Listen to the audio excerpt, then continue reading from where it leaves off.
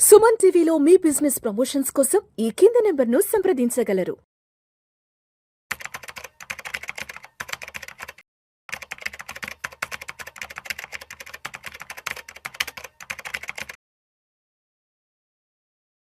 Sir నమస్తే sir. నమస్తే విష్ణు గారు.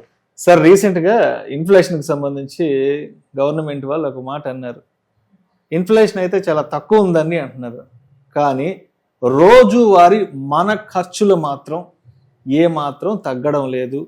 ఏ రోజుకి ఆ రోజు ఖర్చులు పెరుగుతూనే ఉన్నాయి. ఎంత జీతం వస్తున్నా కూడా ఎవరి స్థాయికి తగ్గట్టు ఎవరికి రూపాయి మిగలట్లేదు. 25,000 సంపాదించే వాళ్ళకి తగ్గట్టుగా వాళ్ళ ఖర్చులు ఉంటున్నాయి, వాళ్ళకి రూపాయి దాచిపెట్టుకోలేకపోతున్నారు. ₹1,00,000 సంపాదించే వాళ్ళు కూడా మాకు ఏం మిగలట్లేదు సార్, నెల వచ్చే లోపల అసలు మొత్తం క్రెడిట్ కార్డులు ఉపయోగించుకోవాల్సి వస్తుంది చివరికి అంటున్నారు. 3 లక్షలు వచ్చే వాళ్ళు కూడా అయ్యి బాబోయ్ మాకు అసలు పేరుకి 3 లక్షలు వస్తుందే కానీ రూపాయి మిగలట్లేదండి, అసలు 3 లక్షలతో సంసారాన్ని ఎలా ఈదాలో అర్థం కావట్లేదు అంటూ కూడా ఎవరి version of life style expenses గురించి వాళ్ళు చెప్తున్నారు. సో మరి ఏం గవర్నమెంట్ ఏమో అదేం లేదండి, అంతా హ్యాపీగా సాఫీగా సాగుతుంది, జనాలంతా చాలా హ్యాపీగా ఖర్చు పెట్టుకుంటున్నారు తింటున్నారు అని చెప్తున్నారు కదా, మరి మీరేం చెప్తారు? అనిల్ గారు ఏం చెప్తారు దీనికి? నిజం, యాక్చువల్ రెండు వైపులు కూడా నిజమే. ప్రభుత్వం లెక్కల ప్రకారం ఏంటంటే వాళ్ళు ట్రాక్ చేస్తున్న ఐటమ్స్ ఇన్ఫ్లేషన్ ప్రకారం చూసుకుంటే వన్ ఆఫ్ ద లోయెస్ట్, అది కరెక్టే. బట్ ఇక్కడ ప్రభుత్వాన్ని నిందించే కన్నా కూడా మేజర్ ప్రాబ్లం ఏంటంటే మనలో ఉంది. దెర్ ఈస్ సంథింగ్ కాల్డ్, ఒక కాన్సెప్ట్ ఉంది, ఇంకో ఇన్ఫ్లేషన్, దాన్ని ఏమంటామంటే లైఫ్ స్టైల్ ఇన్ఫ్లేషన్ అంటాం. నువ్వు 25,000 30,000 సంపాదించేప్పుడు ఎంత ఖర్చు ఉందో, నువ్వు శాలరీ పెరిగినప్పుడల్లా నీ లైఫ్ స్టైల్ కూడా పెంచ్ చేసుకుంటూ పోతావు. నువ్వు మీరు అన్నట్టు 50,000 సంపాదించేవాడికి మిగలట్లేదు, 3 లక్షలు సంపాదించేవాడికి మిగలట్లేదు. ఎందుకంటే మన లైఫ్ స్టైల్ కూడా మనం అలా పెంచ్ చేసుకుంటున్నాము మన ఆదాయంతో పాటు. సో మనం తగ్గట్టు, ఇన్కమ్ తగ్గట్టు ఖర్చులు ఫస్ట్ మొదలు పెడతాం, కరెక్టే. బట్ లెట్సే ఒక సంవత్సరం మనది ఒక 10% శాలరీ ఇంక్రిమెంట్ వచ్చింది, ఆరు ఒక జంప్ చేసాము, ఇంకో కంపెనీకి 20% వస్తే మనం ఖర్చులు కూడా అదే రూపంలో పెంచేస్తున్నాం. సో సేవింగ్స్ అనేది ఆ పర్సంటేజ్ ప్రకారం పెంచట్లేదు. So that is one of the major thing. దీన్ని లైఫ్ స్టైల్ ఇన్ఫ్లేషన్ అంటాము. ఎగ్జాంపుల్ తీసుకుంటే, ఒక ఫస్ట్ జాబ్ 30,000 రూపాయలకు ఒక శాలరీతో ఒకరు జాయిన్ అయ్యారండి. ఫస్ట్ చిన్నగా ఒక పేయింగ్ గెస్ట్లో ఒక రూమ్ తీసుకొని, చిన్న బస్ పాస్ తీసుకొని, సింపుల్ ఫుడ్తో 10,000లో 10,000 10,000-15,000లో 20,000లో మిగిల్చుకొని ఒక 8 నుంచి 10,000 వరకు మిగిల్చేవారు 30,000 జీతం ఉన్నప్పుడు. ఓకే, వేరాజ్ లెట్స్ సే ఇప్పుడు కొన్ని రోజుల తర్వాత ఒక 1.5 2 years తర్వాత ₹1,00,000 జీతం అయింది. బట్ జీతం అవగానే ఏంటి, ఇంతకు ముందులాగా నేను బస్ పాస్ నడవదే, ఈఎంఐ కార్లో కొనాలి, ఆర్ మంచి పెద్ద బైక్ కొనాలి, దట్ ఈజ్ యాడెడ్.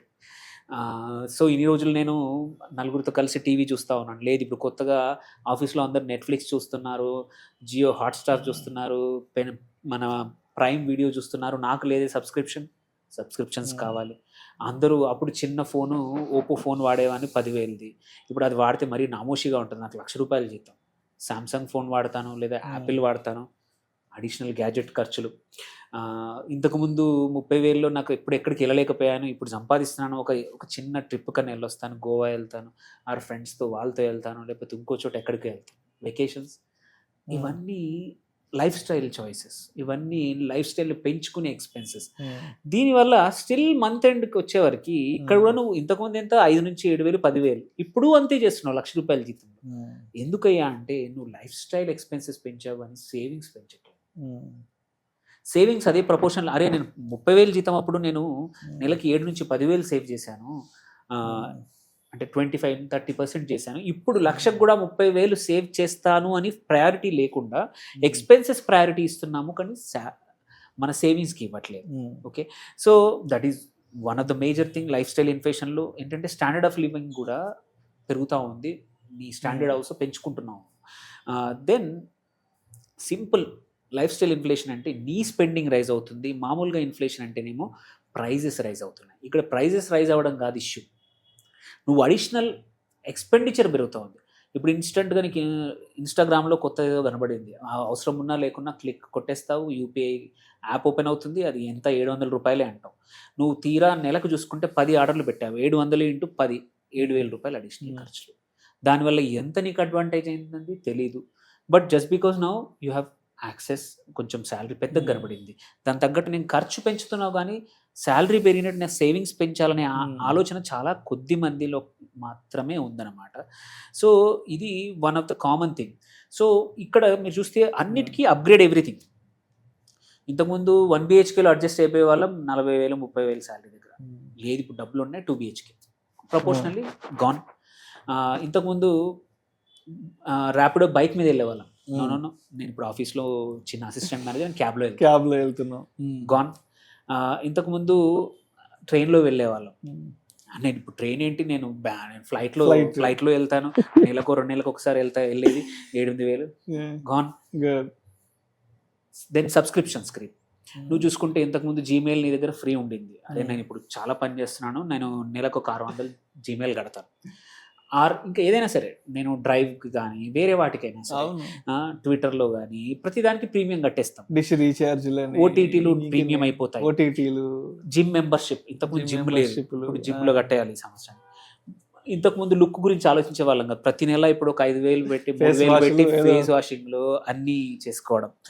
సో ఇవన్నీ సబ్స్క్రిప్షన్ పెరుగుతూ ఉన్నాయి. Then social spending. ఇంతకుముందు బట్టలు సింపుల్గా ఆలోచించేవాడి కాదు, ఇప్పుడు కాస్ట్లీ వీకెండ్. సార్ అంతకు ముందు బట్టలు అంటే ఏ సంక్రాంతికో దీపావళికో ఏదైనా మన బంధువులకు సంబంధించి ముఖ్యమైన వాళ్ళ పెళ్ళి ఉంటే బట్టలు కొనుక్కున్నాను అంటే సంవత్సరానికి 2-3 సార్లు కొనుక్కునే వాళ్ళు. మాక్సిమం 2-3 సార్లు అంటే చాలా పెద్ద విషయం ఇంట్లో వాళ్ళకి. ఈ రోజు ఫ్లిప్కార్ట్లో, మింత్రాలో, ఇంకా ఎన్నో రకాల వాచ్లని, బట్టలని, ఇంకా షూస్ అని ఒక్కొక్క మనిషికి షూస్ ఇంట్లో 5 జతలు 10 జతలు ఉంటున్నాయి. అవును. అసలు ఇంకా స్విగ్గీలో జొమాటోలో అయితే ఇంకా కాలింగ్ బెల్ కొట్టిన రోజంటూ ఉండదు ఒక్కొక్క ఇంటికి, అలా ఉంది సిచ్యువేషన్. అవును. సో ఇవన్నీ ఉన్నాయి. దాంతోపాటు సోషల్ స్పెండింగ్, లైఫ్ స్టైల్ ఇన్ఫ్లేషన్లో అప్గ్రేడింగ్ ఎవ్రీథింగ్, సబ్స్క్రిప్షన్సే కాకుండా సోషల్ స్పెండింగ్ చాలా ఇంపార్టెంట్. కాస్ట్లీ వీకెండ్స్, ఈ వీకెండ్ ఏం చేస్తావు? ఓకే, సినిమాలకే కానీ అన్ని ఎక్స్పెండిచర్. డిన్నర్స్, మనం సోషల్లీ కూడా అప్గ్రేడ్ అయ్యాం కాబట్టి డిన్నర్స్, ఫ్రెండ్స్ డిన్నర్కి బయటికి వెళ్ళడం బయటికి ఎక్కువ, ఇంట్లో వెడ్డింగ్స్ ఫంక్షన్స్కి వెళ్ళడం ఎక్కువ అవుతుంది, గిఫ్ట్స్ ఇవ్వడం పెద్దగా అవుతుంది. ఎందుకంటే ఎక్స్పెక్టేషన్, మీ శాలరీ ఎక్కువైంది. Destination trips. సో ఎందుకు అందరు చేస్తున్నారు? నాట్ బికాజ్ ఇట్స్ అవసరం, అందరు చుట్టూతా చేస్తున్నారు కాబట్టి నేను చేయాలి. వ్యాలిడేషన్, సోషల్ వ్యాలిడేషన్ పెరిగిపోయింది. సో ఇవన్నీ ఏంటంటే దీంతో పాటు టెక్నాలజీ, నేను చెప్పాను ఆల్రెడీ, గ్యాడ్జెట్ అప్గ్రేడ్. ఎవ్రీ 2 yearsకి ఒక కొత్త ఫోను, కొత్త డివైజ్లు. సో ఇవన్నీ తీసుకుంటే ఏంటంటే నీ యాక్చువల్ ఎక్స్పెండిచర్ అవసరాన్ని, బేసిక్ ఖర్చులకి 2 నుంచి 3 రెట్లు ఈ లైఫ్ స్టైల్ ఇన్ఫ్లేషన్ అనేది పెరగడం వల్ల నువ్వు ఎంత ఎక్కువ సంపాదన పెరిగినా కూడా నీ సేవింగ్ రేట్ పెంచుకోవట్లేదు, సేవింగ్ అమౌంట్ సేమ్ ఉంచుతున్నావు. You're not reducing the saving. నువ్వు అప్పుడు 10,000 ఎస్ఐ పే చేసేవాడు, ఇప్పుడు 10,000 చేస్తున్నావు. బట్ నీ ఇన్కమ్ మాత్రం 3 రెట్లు 4 రెట్లు అయింది. అప్పుడు కడుతున్న సేవింగ్స్ కడుతుంది, ఇప్పటికి కడుతుంది, సేమ్ ఉంది. సో లైఫ్ ఎప్పుడైనా సరే వన్ ఇంపార్టెంట్ థింగ్ ఏంటంటే సేవింగ్ రేట్ మాత్రం షింకింగ్ చేసుకోవద్దు. ఎంత శాలరీ పెరిగినా సరే దాని తగ్గట్టు సేవింగ్స్ రేట్ సేమ్ ఉంచాలి, అమౌంట్ పెరుగుతూ ఉండాలి. నీకు సంవత్సరానికి ఒక 15% శాలరీ పెరిగితే, ఆ కొత్త జాబ్ మారినప్పుడు 20% పెరిగిందంటే ఆ 20% నీ షుడ్ రిఫ్లెక్ట్ ఇన్ నీ ఇన్వెస్ట్మెంట్స్ కూడా. మీరు చిట్టు కడుతున్నారు, ఒక ల్యాండ్ కడుతున్నారు, దేనికైనా. ఇంతకుముందు 10,000 కడుతున్నారు, ఇప్పుడు శాలరీ ప్రపోర్షనల్ 30% పెరిగింది, 13,000 కట్టండి. Then you have sufficient amount ఉంటుంది. అంతే తప్ప లేకపోతే ఇబ్బందులు పడతాం. అండ్ కొన్ని కేసుల్లో డీలే చేయాల్సి వస్తుంది. జస్ట్ బికాజ్ యూ సడన్లీ పెరగగానే నీ గోల్ మార్చుకోవాల్సిన అవసరం లేదు. ఇంతకుముందు బైక్ మీద ర్యాపిడో వెళ్తే ఇప్పుడు కొన్ని రోజులు అలాగే వెళ్ళు, అప్పుడే నీ సేవింగ్స్ ఎక్కువగా ఉంటాయి. స్లోగా డీలేడ్ గ్రాటిఫికేషన్ అనేది మర్చిపోతూ ఉన్నాము. ఇంతకుముందు ఏంటంటే డీలేడ్ గ్రాటిఫికేషన్ ఒక మంచి అట్రిబ్యూట్. అరే వాడు ఉన్నంత కన్నా కూడా తక్కువ బతుకుతున్నాడు అనేది గొప్ప వ్యక్తిత్వం. ఇప్పుడు ఉన్నది లేని తెచ్చి అప్పు తెచ్చి మరీ ఖర్చు పెట్టడం అనేది ఒక రకమైన ఫ్యాషన్ అయిపోయింది. So wherever you can avoid immediate gratification కన్నా కొంచెం ఆగండి. మీరు ట్రిప్కి వెళ్దాం, మేబీ ఇట్ కెన్ వెయిట్. ఒక అప్గ్రేడ్ ఫోన్ ఇంకొక 6 నెలలు వెయిట్ చేయండి, 6 నెలలు ఇంకా సేవింగ్స్ పెరుగుతాయి. So and minimum life style అనేది ఇంతే పెంచుకోవాలి. అంతే తప్ప ఇష్టం వచ్చినట్టు పక్కన వాళ్ళని చూసి సోషల్ వ్యాలిడేషన్ కోసం మాత్రం అస్సలు పెరగద్దు. That's where actually spirituality comes into picture. You grow yourself work ప్లేస్లో అన్నీ పెరగండి, బట్ ఖర్చులు మాత్రం అయినంత వరకు అదుపులో ఉంచుకొని సేవింగ్స్ రేట్ అదే మెయింటైన్ చేసుకుంటే మీరు ఒక 1 year ఇది చేసాం. ఎస్పెషల్లీ నేను ఈ పాయింట్ ఎందుకు చెప్తున్నా అంటే కన్సిడరింగ్ 2026 ఇప్పుడు వస్తూ ఉంది, చాలా మందికి రెజల్యూషన్స్ ఉంటాయి. ఈ రెజల్యూషన్ అప్పుడు ఏంటంటే నా లైఫ్ స్టైల్ ఇన్ఫ్లేషన్ పెంచుకోను I will have more time for myself, నా ప్రొఫెషనల్ గ్రోత్కి, నా కెరియర్ గ్రోత్కి, నా ఫ్యామిలీ గ్రోత్కి టైం ఎక్కువ ఇస్తాను, rather than wasting more money on అనవసరమైన లగ్జరీ కోసం వెళ్ళకుండా ఒక సంవత్సరం కష్టపడతాను అని ఒక గోల్ పెట్టుకొని సేవ్ చేస్తే I'm sure you will have wonderful money. మీరు ఇంతకుముందు సేవ్ చేసేదానికన్నా డబల్ సేవింగ్ ఈ ఇయర్ అవుతుంది. So that could be one of the good financial goal ఈ సంవత్సరం, కొత్త సంవత్సరం మనం తీసుకునే లక్ష్యాల్లో. ఇన్ఫ్లేషన్ని, లైఫ్ స్టైల్ ఇన్ఫ్లేషన్ని పెంచకుండా ఏమి చేస్తాను అనేది ఒకటి చేసుకోవడం చాలా ఇంపార్టెంట్. ఇది తెలియని, కనబడని, కంటికి కనబడని తెలియని ఖర్చులు. ఇది మీ ఫైనాన్షియల్ ఫ్యూచర్ని, మీరు రిటైర్ అయ్యే టయానికి ఇవి కంట్రోల్ లేకపోతే ఏంటంటే ఇంకొక 10 సంవత్సరాలు ఎక్స్ట్రా పని చేయాల్సి వస్తుంది. ఇట్లాగే లైఫ్ స్టైల్ ఇన్ఫ్లేషన్ పెంచుకుంటూ పోతే. అదే కంట్రోల్లో పెట్టుకుంటే మీరు ఫ్రీడమ్, ఫైనాన్షియల్ ఫ్రీడమ్ అనేది తొందరగా వస్తుంది.